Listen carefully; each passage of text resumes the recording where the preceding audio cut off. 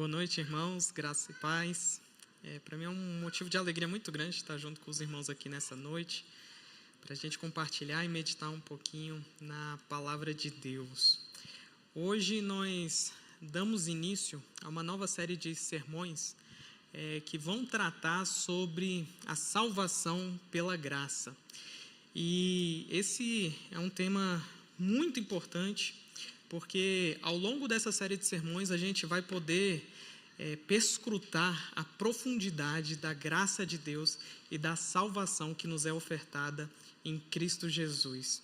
E hoje especificamente nós vamos meditar sobre vocação eficaz, o chamado irresistível da graça. E esse é um tema que ele é bastante comum de ser visto, um tópico que normalmente está em todos os manuais aí de soteriologia e de teologia sistemática. Trata-se de um tema muito importante, vital, fundamental, para que a gente compreenda o que Deus fez na cruz em nosso favor. A graça de Deus revelada em Cristo. Contudo, eu entendo que para que a gente possa, de fato, aprofundar e entender melhor sobre a vocação eficaz, antes é necessário a gente entender características e atributos do nosso Senhor. O Senhor, ele é um Senhor soberano. O Senhor, ele reina e domina sobre todas as coisas. E é justamente nessa perspectiva que nós vamos trabalhar aqui nessa noite para podermos, então, adentrar na vocação eficaz, nesse chamado irresistível da graça. Convido os irmãos a abrirem suas Bíblias em Apocalipse, capítulo 1. Apocalipse, capítulo 1, nós vamos ler dos versos 4 ao 8.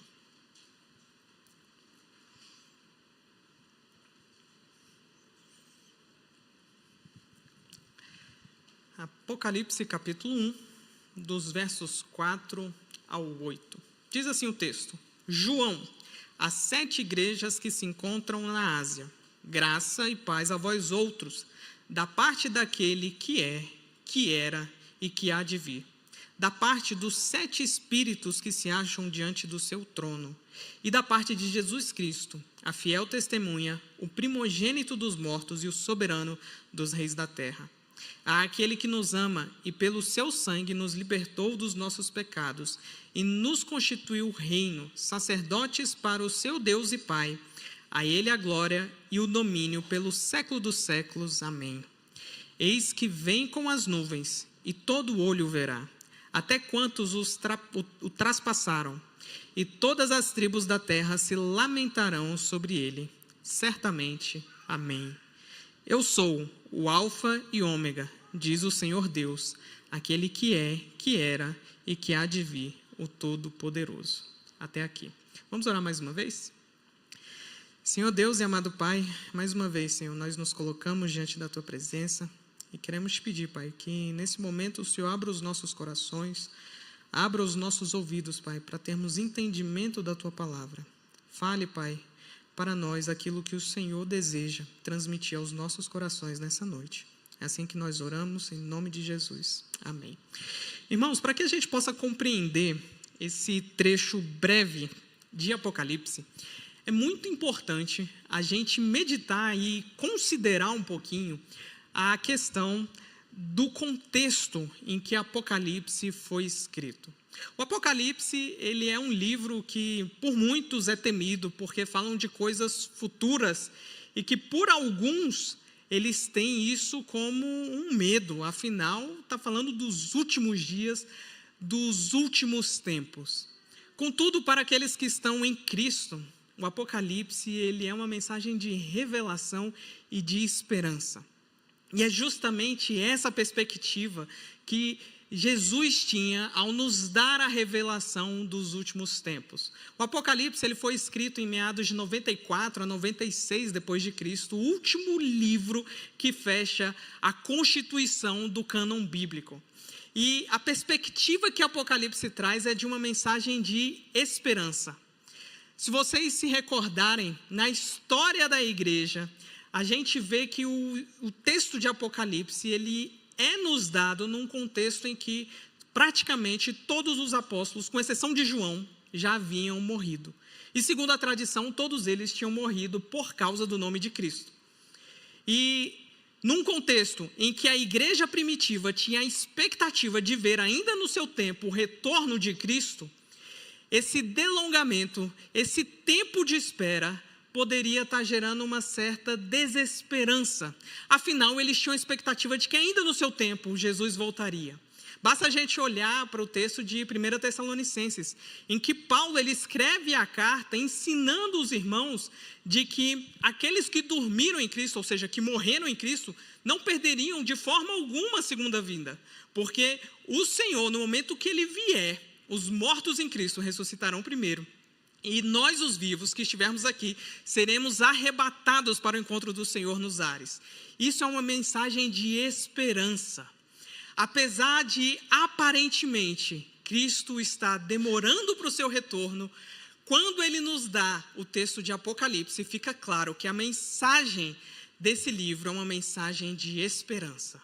E a gente vê logo no início a visão do Cristo glorificado.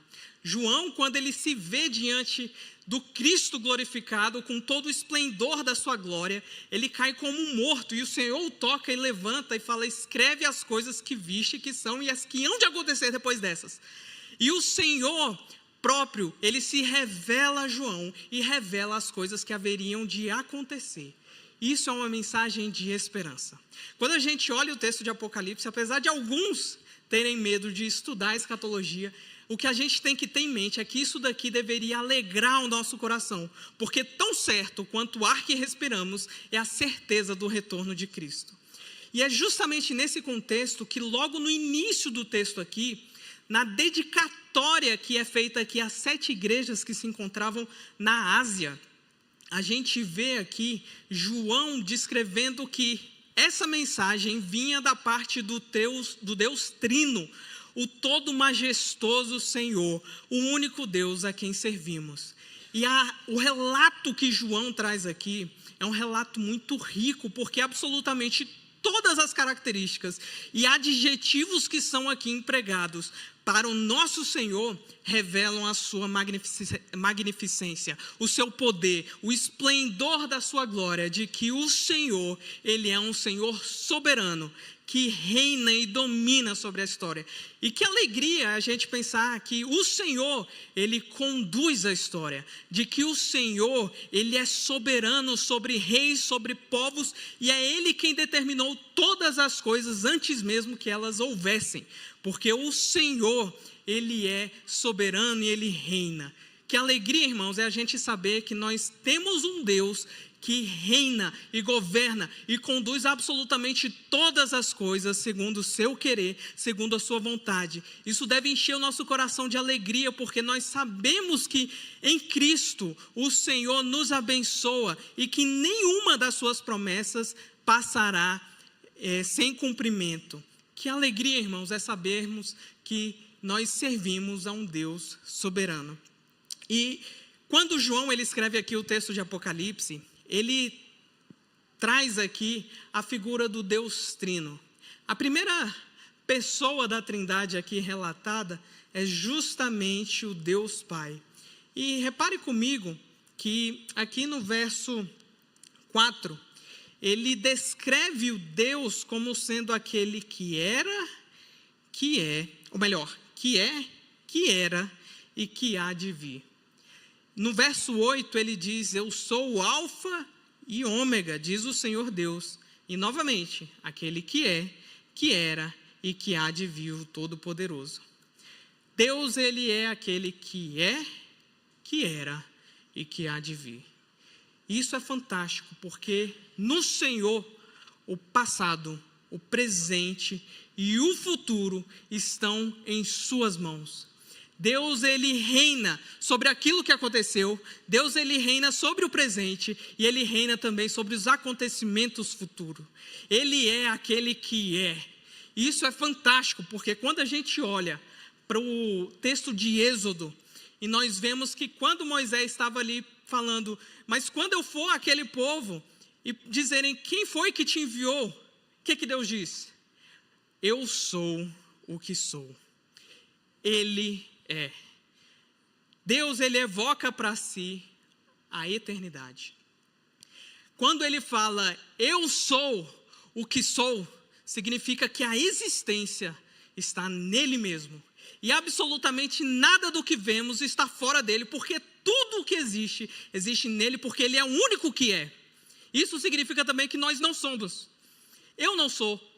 O Senhor, ele é a existência. Tudo aquilo que existe está contido nele, porque ele sustenta todas as coisas. Ele é o eterno. Que fantástico! Deus, ele é o eterno. Ele é o alfa, ele é o ômega, ele é o princípio e ele é o fim. Toda a criação tem a sua existência no Senhor e também tem a sua consumação no Senhor, porque todas as coisas convergem para o nosso Senhor. O eterno é o único que é. O Senhor, o eterno, é quem está se dirigindo aqui a nós nessa noite, é quem está se dirigindo a essas igrejas na Ásia. O Deus eterno. Que fantástico! Nós não conseguimos sequer compreender a eternidade. A eternidade nos parece ser muito tempo. Mas quanto tempo? 1000 anos? 1 milhão de anos? 2 trilhões de anos? O que é o infinito? Na matemática, a gente tem um símbolo do infinito que é uma concepção matemática que a gente abstrai, que a gente não consegue sequer compreender. Porque o infinito, ele é indescritível. E Deus, ele é infinito. Ele é o eterno. O Senhor, ele é o princípio e o fim de todas as coisas. Ele é o autor e ele também é o consumador da nossa fé. Deus, sendo alfa e o ômega, ele é o autor da salvação, desde o início até o fim. A salvação que nos é dada em Cristo, ela é uma obra que começa no Senhor e ela é completada pelo próprio Senhor, porque ele é o alfa, o ômega, o eterno. É ele quem nos salva e ele quem consuma a nossa salvação. O Deus eterno, que é o Senhor da história, também é o Senhor da redenção, garantindo que aqueles que foram chamados por ele perseverem até o dia de Cristo. Isso é fantástico, porque quando a gente olha para Filipenses 1, verso 6, texto bastante famoso, em que Paulo vai dizer, estou plenamente certo de que aquele que começou a obra em vós, há de completá-la até o dia de Cristo. E é interessante que a figura que Paulo traz aqui de estou plenamente certo é uma convicção que é baseada numa certeza. Paulo estava falando de algo que ele tinha plena convicção, ele tinha certeza absoluta de que aquele que começa a obra é ele quem leva a cabo a obra.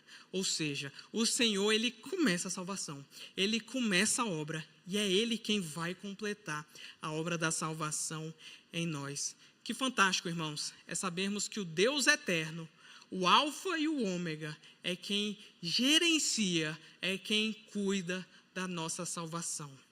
E a gente vê também no verso 8, Deus sendo descrito como o Todo-Poderoso. O Todo-Poderoso. Todo o poder está nas mãos de Deus. Todo o poder está nas mãos do nosso Senhor. Essa expressão, ela ocorre pelo menos 9 vezes no Apocalipse. E no original grego, ela invoca, na verdade, a ideia de poder e de autoridade. O Senhor, ele tem autoridade. Ele é como o soberano rei que, no absolutismo, reinava sobre toda a terra. Mas o Senhor, ele, apesar dos reis que levantam e caem, ele é o Deus eterno e que reina soberanamente, porque todo o poder está nas mãos do Senhor. Ele é o Todo-Poderoso. E é interessante a gente observar que o poder de Deus, ele é também eterno.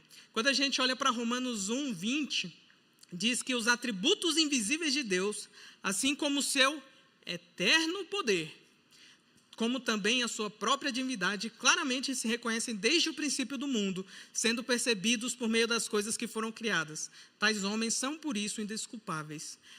Os atributos invisíveis de Deus, assim como o seu eterno poder, são manifestos pela criação, de forma que todo homem, ao olhar para as coisas que existem, deveriam dar glórias ao Criador, o Todo-Poderoso, descrito aqui no texto de Apocalipse. Em Hebreus 1:3, tratando de Cristo, fala que ele sustenta todas as coisas pela palavra do seu poder. Pela palavra do seu poder, ele sustenta absolutamente tudo que existe. Uau! Que fantástico sabermos que o nosso Senhor, ele é todo-poderoso. Salmo 96 diz: glória e majestade estão diante dele, força e formosura no seu santuário. Toda força, todo poder, toda glória e majestade pertencem ao nosso Senhor. O Senhor, ele reina soberanamente e com o seu poder, ele rege as nações, ele rege a história e rege também a nossa vida. O poder de Deus é utilizado também para a salvação do homem, de acordo com a sua vontade. João 1, verso 12 e 13 diz: mas a todos quanto receberam, deu-lhes o poder de serem feitos filhos de Deus, aos que creem no seu nome, os quais não nasceram do sangue, nem da vontade da carne, nem da vontade do homem, mas nasceram de Deus. Todos quanto receberam, deu-lhes o poder de serem feitos filhos de Deus. Se nós somos salvos, irmãos, é pela atuação inquestionável do poder de Deus. É Deus quem nos regenera. É Deus quem nos vivifica em Cristo. O poder de Deus atua na nossa vida, nos fazendo filhos de Deus. Romanos 1,16 diz: porque não me envergonho do Evangelho, porque ele é o poder de Deus para a salvação de todo aquele que crê. Poder de Deus. Através do Evangelho, através da palavra exposta e pregada, aprove a Deus salvar os homens. E é justamente por meio da palavra, que não volta vazia, mas que tem poder, o homem ele é transformado e regenerado, porque o Senhor, o Todo-Poderoso, escolheu o Evangelho como a forma pela qual nós somos salvos. Que fantástico é sabermos que o nosso Deus, ele não somente é eterno, como ele tem todo o poder em suas mãos. A gente, olhando aqui o texto também de Apocalipse, nós vemos que nós temos aqui também os 7 Espíritos de Deus que se acham diante do seu trono. E os 7 Espíritos aqui, tem alguns que relacionam isso a profecias do Antigo Testamento, e existe até um certo debate se são 7 Espíritos no sentido de 7 sentidos do Espírito de Deus, ou se pode significar alguma outra coisa, mas independente da discussão que há em torno do significado dos 7 Espíritos, há um consenso entre todos os comentaristas de que os 7 Espíritos aqui representam a plenitude do Espírito, de forma que em Apocalipse, o número 7, ele sempre está associado à perfeição, à completude, à plenitude. E quando nós vemos aqui que os 7 Espíritos que se acham diante do trono de Deus, basicamente a representação que nós temos aqui é da plenitude do Espírito Santo de Deus.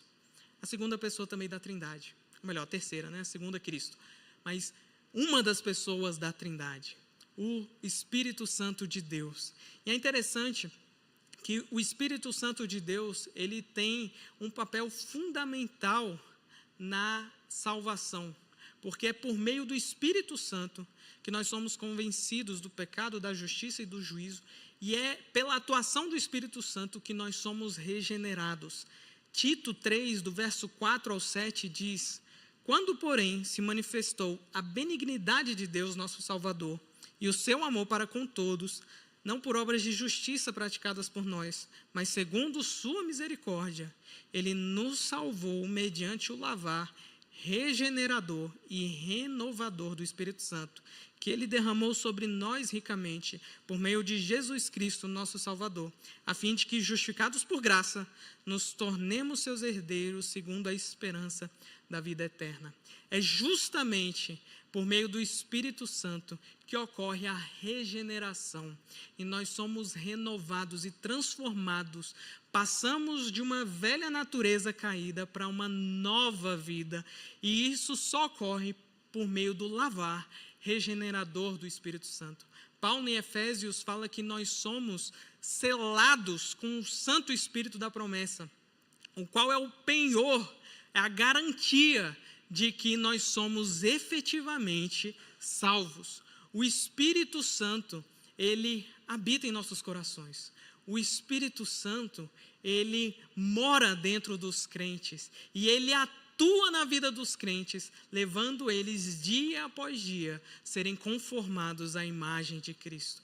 O Espírito Santo e a plenitude dele se acham diante do trono de Deus, o Pai, em Apocalipse. E é esse mesmo Espírito Santo que habita no coração do crente. É esse mesmo Espírito Santo que regenera e vivifica o crente. Que fantástico! Que fantástico sabermos que o nosso Deus, ele é eterno, todo-poderoso. E mesmo sendo tão grande, ele concede o seu Espírito para nos moldar à imagem de Cristo, nos tirar de uma velha natureza para uma nova vida em Cristo. A gente vê que o Espírito Santo, ele opera da forma como ele quer. João 3, no verso 8 diz que o vento sopra onde quer. Ouves a sua voz, mas não sabe de onde vem, nem para onde vai. Assim é todo que é nascido do Espírito. Aqui, quando Jesus estava falando com Nicodemos, ele estava falando sobre o novo nascimento. E que o Espírito Santo é justamente que traz as pessoas à vida. Que fantástico a figura do Espírito Santo. Nós vemos aqui também, nesse texto, Cristo, a fiel testemunha, o primogênito dos mortos e o soberano dos reis da terra. Isso está no verso 5.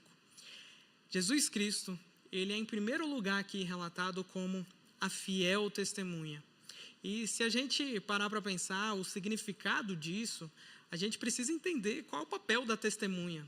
Quando a gente olha num contexto aí, jurídico, a testemunha ela tem o objetivo, nem sempre acontece, mas tem o objetivo de trazer à tona a verdade. E Cristo é relatado aqui como fiel, ou seja, a verdade está nele. E é justamente essa figura da verdade que Jesus fala, que ele é o caminho, a verdade e a vida, e ninguém vai ao Pai senão por ele. Jesus, ele é a própria verdade. Ele é a fiel testemunha que traz à tona toda a verdade acerca de Deus, da sua vontade e também do seu plano de salvação. João 1,14 diz que o Verbo se fez carne e habitou entre nós, cheio de graça e de verdade. E vimos sua glória como do unigênito do Pai. Cheio de graça e de verdade.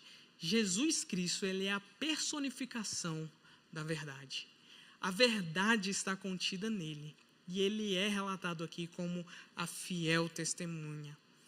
E a verdade de Deus revelada nas Escrituras é usada para a salvação do seu povo. Tiago 1, verso 17 e 18, diz que toda boa dádiva e todo dom perfeito são lá do alto, descendo do Pai das luzes, em quem não pode existir variação ou sombra de mudança. Pois, segundo o seu querer, segundo o querer de Deus, ele nos gerou pela palavra da verdade, para que fôssemos como que primícias das suas criaturas. Pela palavra da verdade, nós somos regenerados, nós somos salvos aqui. Ele nos gera por meio da palavra da verdade. E Cristo, ele é a plena verdade. O mundo, ele conta muitas mentiras. Você conta muitas mentiras para si mesmo. Mas Cristo, ele é a fiel testemunha em quem habita toda a plenitude da verdade. Cristo, a fiel testemunha. A gente vê também o relato aqui de João, Cristo como sendo o primogênito dos mortos. E Jesus, ele ressuscitou com o corpo glorificado e ele venceu a morte de forma definitiva, sendo assim o precursor da ressurreição eterna. Cristo, ele é o primeiro ressurreto que eternamente vive. E isso daqui aponta para a nossa esperança futura de que assim como Cristo ressuscitou dentre os mortos, nós também ressuscitaremos e estaremos para todo sempre com Ele. Cristo, ele é o primogênito, ele é o primeiro que ressuscitou dentre os mortos. E Colossenses 1,18 diz que ele é a cabeça do corpo, que a igreja é o princípio, o primogênito dentre os mortos, para em tudo ter a supremacia. Deus entregou absolutamente tudo a Cristo e subjugou todas as coisas debaixo do seu controle e do seu domínio, porque ele tem a supremacia. Ele foi o primeiro ressurreto dentre os mortos e vive eternamente. Esse é o Senhor em quem nós cremos, o primogênito dentre os mortos. E não somente isso, mas ele também é descrito aqui como sendo o soberano dos reis da terra. E ele descreve a supremacia e autoridade de Jesus Cristo sobre todos os governantes e autoridades terrenas. Esse título é um reflexo da sua soberania universal, que se estende não apenas ao mundo espiritual, mas também a todo o domínio terreno, incluindo os reis e governantes. O Senhor, ele é soberano sobre todos os reis da terra. Apocalipse, no capítulo 19, vai dizer que Cristo, quando ele está vindo num cavalo branco, na sua coxa está escrito que ele é Rei dos reis e Senhor dos senhores. Ele reina sobre todos os reis. É Deus quem levanta o rei, é Deus quem abate o rei, é Deus quem governa a história, é Deus que faz tudo acontecer segundo a sua vontade, porque ele reina sobre absolutamente tudo e todos. O Senhor, ele é o soberano. E é impossível, irmãos, a gente compreender a profundidade do chamado de Deus e da sua graça sem entender antes de que ele é soberano. Todos os relatos aqui que a gente vê em Apocalipse são da majestade e da glória e da grandeza de Deus. Isso daqui deveria gerar em nós temor, porque Deus, ele é temível, ele é muito grande, ele é absolutamente maior do que tudo e absolutamente tudo que conseguimos pensar e imaginar. Deus, ele é Rei e Senhor sobre os senhores. O Senhor reina. E é esse Senhor em que nós confiamos. Que alegria saber que Deus, ele não perdeu em nenhum aspecto o controle da história. Todas as coisas estão sobre o seu domínio e sobre a sua autoridade. E a sua vida também está sobre o domínio e sobre a autoridade do Senhor. E é justamente nesse contexto que a gente consegue entrar para entender a vocação e a graça que o Senhor nos dá em Cristo. E observe que no verso 5, o texto diz: aquele que nos ama. Primeira coisa que nós vemos aqui relacionada à salvação e à graça é de que ela é baseada no amor de Deus. É interessante quando a gente olha para Efésios e a gente vê como o homem ele estava morto nos seus delitos e pecados. E em Efésios, Paulo fala: mas Deus, sendo rico em misericórdia, estando nós mortos nos nossos delitos e pecados, por causa do grande amor com que nos amou, nos deu vida juntamente com Cristo. Pela graça sois salvos. Por causa do grande amor com que Ele nos amou, Ele nos dá vida juntamente com Cristo. Deus, em Cristo Jesus, Ele demonstra o seu amor para conosco. O fato de ter Cristo morrido na cruz, sendo nós pecadores, é uma demonstração clara do seu amor para conosco.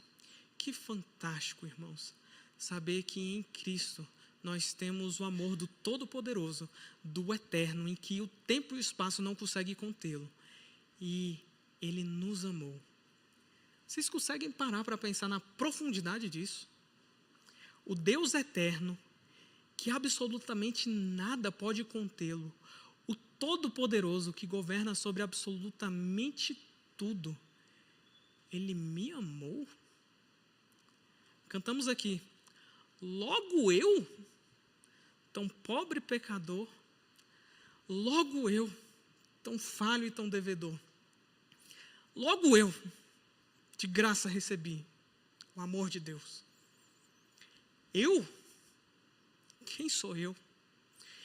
Quem sou eu diante de um Deus imortal, eterno, poderoso, soberano sobre todas as coisas? Eu recebi amor de Deus. Como a gente consegue compreender isso?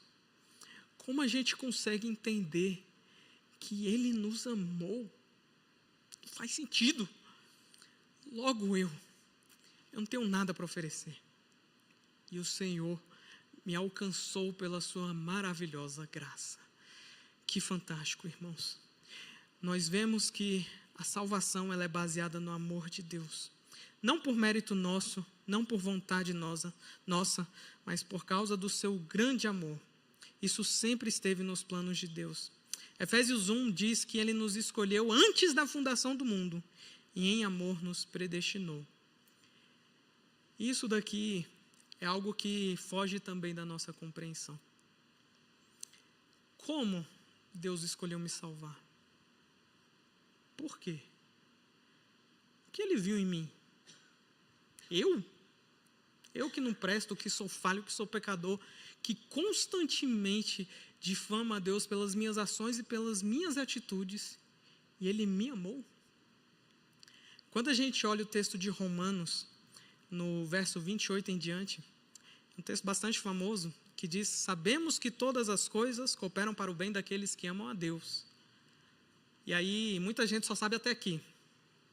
E não sabe a continuação do versículo, que diz, daqueles que são chamados segundo o seu propósito.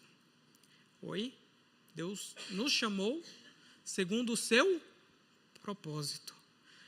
Porquanto, aos que de antemão conheceu, também os predestinou para serem conformes à imagem de seu Filho, a fim de que ele seja o primogênito entre muitos irmãos. Aos que de antemão conheceu, a esses predestinou para serem conformes à imagem do seu Filho, a fim de que ele seja o primogênito entre muitos irmãos. E algumas pessoas, quando leem esse texto, pensam o seguinte, olha, Deus ele nos predestinou porque Ele nos conheceu de antemão. Ou seja, porque Ele sabia que eu ia crer, Ele me predestinou para a salvação. Ele sabia que eu ia querer Ele. Mas o conhecer aqui não é um meramente saber, não é uma mera onisciência de Deus. Deus sabia que eu ia crer e decidiu me predestinar para ser conforme a imagem do seu Filho. O conhecer aqui trata de um relacionamento íntimo e pessoal. Esse mesmo conhecer utilizado em Romanos capítulo 8 é utilizado em Mateus capítulo 1 para se referir a José e Maria. Porque a Maria se achou grávida do Espírito Santo. O texto diz que José decidiu deixá-la secretamente. O anjo aparece para José e fala, não, porque a semente que está ali é do Espírito. E aí o texto fala que José não conheceu Maria até que ela concebesse. Ora, José não sabia quem Maria era? Não é isso. Ali estava falando que José não teve um relacionamento com Maria até que ela concebesse. E esse mesmo conhecer é trazido para cá.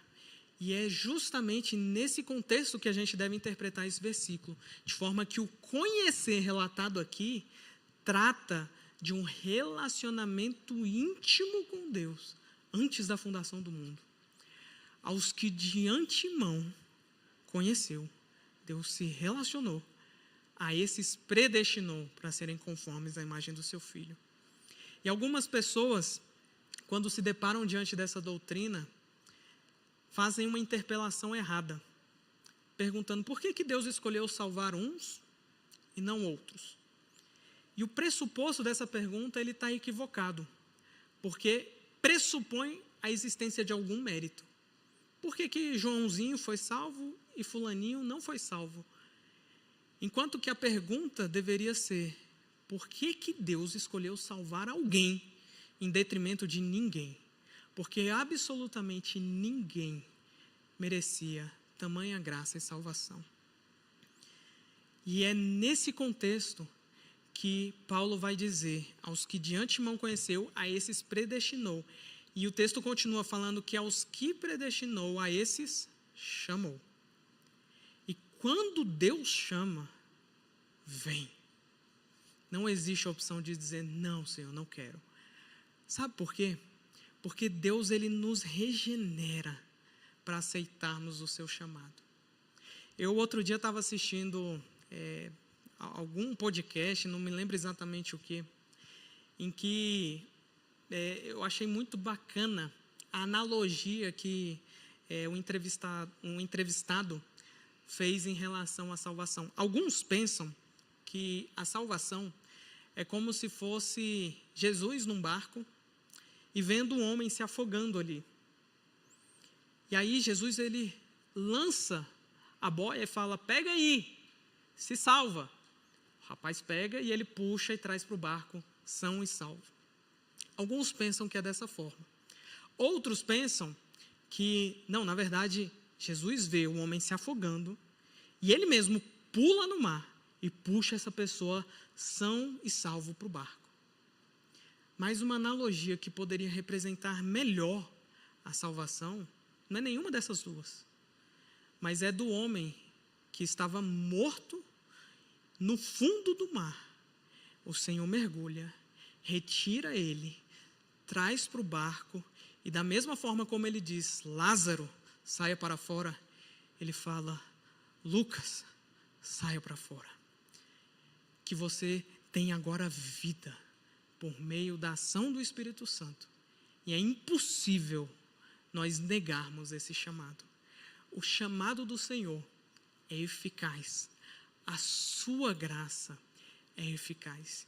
E é fantástico a continuação do texto de Romanos. Porque aos que chamou, ele também justificou. Deus, ele dá a justiça de Cristo na vida de todos aqueles que creem e que são chamados à salvação.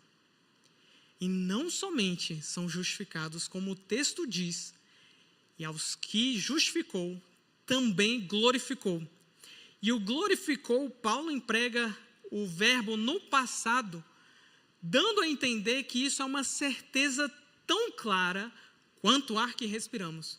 Porque tão certo quanto o ar que respiramos, o Senhor glorificará aqueles a quem Ele justificou. Que fantástico, irmãos. A obra do Senhor é completa. E o Senhor é quem nos chama. O Senhor é quem nos justifica. E o Senhor é quem também nos glorificará. Que fantástico, irmãos. Que fantástico. Que fantástico sabermos que a salvação não depende de nós. Não tem obra nenhuma que a gente possa apresentar diante do Senhor para ser aceitável. A Bíblia vai dizer que as nossas melhores justiças não passam de trapos de imundícia diante do Senhor. E é justamente por graça, é justamente por meio de uma ação soberana do Senhor que nós somos trazidos à salvação. É justamente por conta do Senhor. Ele é o autor e Ele é o consumador da nossa fé. Ele é o princípio da nossa salvação e Ele também é o fim da nossa salvação. Quando a gente olha Romanos capítulo 11, no finalzinho do capítulo 11, Paulo vai falar que Deus encerrou a todos na desobediência, para que pudesse mostrar misericórdia a todos. Todos ali não significa todos os homens individualmente, mas indiscriminadamente, porque ele está falando de gentios e judeus. E aí Paulo diz, ó profundidade da riqueza, tanto da sabedoria quanto do conhecimento. Quão insondáveis são os seus juízos e quão inescrutáveis são os seus caminhos. Quem, pois, conheceu a mente de Deus? Ou quem foi seu conselheiro? Ou quem lhe deu primeiro para que lhe seja restituído? Porque dele, por meio dele e para ele são todas as coisas. A ele, pois, a glória eternamente. Amém. Todas as coisas são para ele, por meio dele. Isso é fantástico, irmãos. O Senhor nos salvou para ele. Por quê? Porque é da sua vontade. Porque ele quis. E que bom que ele quis. Porque se dependesse de mim, eu jamais iria querer o Senhor. Se dependesse de mim, eu jamais escolheria a Deus. E eu louvo ao Senhor, porque ele me salvou. Quando eu tinha 18 anos, foi justamente quando eu me converti. Apesar de ter nascido e crescido num lar evangélico, eu não compreendia muito bem a graça de Deus. E havia em mim um senso de justiça própria muito grande, de que eu era bom. Afinal, eu não era como aquelas pessoas que muitas vezes eu via que davam trabalho para os pais, que saíam para festas, que faziam coisas erradas. Socialmente eu era uma pessoa boa. Isso enchia o meu coração de tanto orgulho. Mas quando eu me deparei com essa doutrina, eu entendi que não dependia de mim. Não dependia do quão bom eu era. Era uma ação de Deus. E só aí o evangelho fez sentido para mim. Nós aprendemos desde criancinha. Jesus morreu pelos meus pecados. E muitas vezes a gente não tem consciência do nosso pecado. Muitas vezes a gente não sabe o quão horroroso e quão vil que nós somos. E aí, se você não sabe disso, para que você precisa de Jesus? Jesus, ele veio porque você é um pecador. Jesus veio porque você não merece nada, senão a condenação do inferno. E que fantástico é saber que ele me salvou. Porque se dependesse de mim, jamais eu iria querê-lo. E a gente vê aqui que ele nos ama e pelo seu sangue nos libertou dos nossos pecados. É interessante a gente ver isso, que foi pelo sangue de Cristo. Foi pelo derramar do seu sangue que nós somos salvos. Quando a gente olha para 1 Pedro 1, verso 18 e 20, diz que sabendo que não foi mediante coisas corruptíveis como prata ou ouro que foste resgatados do vosso fútil procedimento que vossos pais vos legaram, mas pelo precioso sangue, como de cordeiro, sem defeito e sem mácula, o sangue de Cristo, conhecido com efeito antes da fundação do mundo, porém manifestado no fim dos tempos, por amor de vós. É pelo sangue de Cristo que nós fomos comprados. Eu não pertenço mais a mim mesmo, mas eu fui comprado pelo sangue de Cristo, que ele derramou naquela cruz em meu favor. Eu não pertenço mais a mim mesmo. Eu pertenço ao Senhor, que me comprou pelo seu maravilhoso sangue. E a gente vê também aqui como essa graça é eficaz, porque o texto diz que pelo seu sangue ele nos libertou dos nossos pecados. E a graça do Senhor, ela é plenamente eficaz, porque ela não somente nos justifica, nos declarando justos, como também ela nos santifica no processo de dia após dia sermos conformados à imagem de Cristo. Hebreus 13, verso 20 e 21 diz: ora, o Deus da paz, que tornou a trazer dentre os mortos a Jesus, nosso Senhor, o grande pastor das ovelhas, pelo sangue da eterna aliança, vos aperfeiçoe em todo o bem, para cumprirdes a sua vontade, operando em vós o que é agradável diante dele por Jesus Cristo, a quem seja glória para todos sempre. Amém. A gente vê aqui que quem opera é o próprio Senhor. De novo, aquele que começou a boa obra, ele vai completar, porque dia após dia ele está trabalhando, nos libertando não só dos efeitos condenatórios do pecado, como também nos libertando no presente do pecado na nossa carne. Certamente nós temos a esperança de que na glorificação nós seremos limpos completamente do pecado e não haverá mais luta na nossa carne. Mas dia após dia, enquanto a glorificação não chegar, Deus está trabalhando em nós, nos aperfeiçoando e nos moldando à imagem de Cristo. A graça do Senhor é eficaz e a obra é completa. Pela graça nós somos chamados, pela graça nós somos justificados, pela graça nós somos santificados e também pela graça nós seremos glorificados.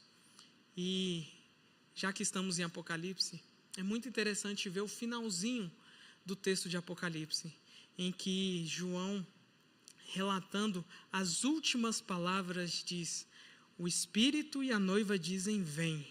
Aquele que ouve, diga, vem. E aquele que tem sede, venha. E quem quiser, receba de graça a água da vida. De graça. Se você, porventura, tem 20 anos de crente, mas nunca compreendeu com profundidade a graça de Deus revelada em Cristo, saiba que hoje o Senhor te chama a beber dessa água. E que você possa, de fato, render a sua vida e o seu coração ao Senhor e experimentar de graça dessa água da vida, que nunca mais você terá sede. Amém? Vamos orar? Senhor Deus e amado Pai, nós nos colocamos, Deus, diante da Tua presença e te louvamos, Senhor, pela Tua palavra. Apesar de muitas vezes, Pai, não compreendermos com profundidade aquilo que o Senhor revelou, eu te peço, Pai, que o Senhor faça com que compreendamos a Tua graça e a Tua obra na cruz.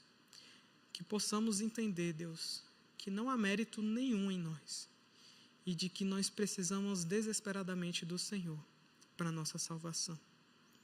E te peço, Deus, que assim como o Senhor me chamou e pela sua graça eu fui salvo, que aqueles que porventura estejam aqui que também não conhecem o Senhor possam ser chamados e possam também, Pai, ser regenerados e experimentar da graça que é ofertada em Cristo, que não somente justifica, como também santifica e que nos glorificará. Que o Senhor aplique essa mensagem no nosso coração nessa noite. É assim que oramos em nome de Jesus. Amém.